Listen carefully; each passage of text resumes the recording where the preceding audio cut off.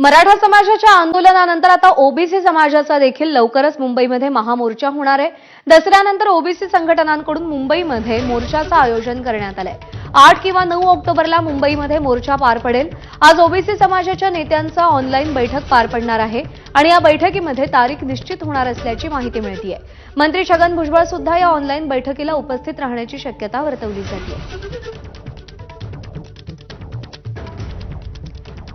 दरम्यान या मोर्चा संदर्भात ओबीसी नेते बबनराव तायवाडे आणि प्रकाश शेंडगे यांनी नेमकी काय प्रतिक्रिया दिली आहे पाहूया।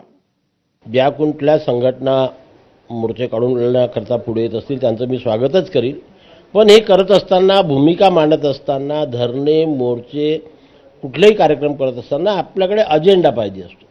कुठल्या कारणास्तव कोणत्या गोष्टीमुळे अन्याय होतो आहे हे पुढे यायला पाहिजे। ते अजूनपर्यंत पुढे आलेलं नाही। ज्या दिवशी ते पुढे येईल की हे ज्या गोष्टीकरता मोर्चा काढता आहेत त्याच्यामुळे खरंच समाजाचं नुकसान होते आहे, समाजावरती अन्याय होत आहे, नक्की आम्ही त्यांच्यासोबत जाऊ।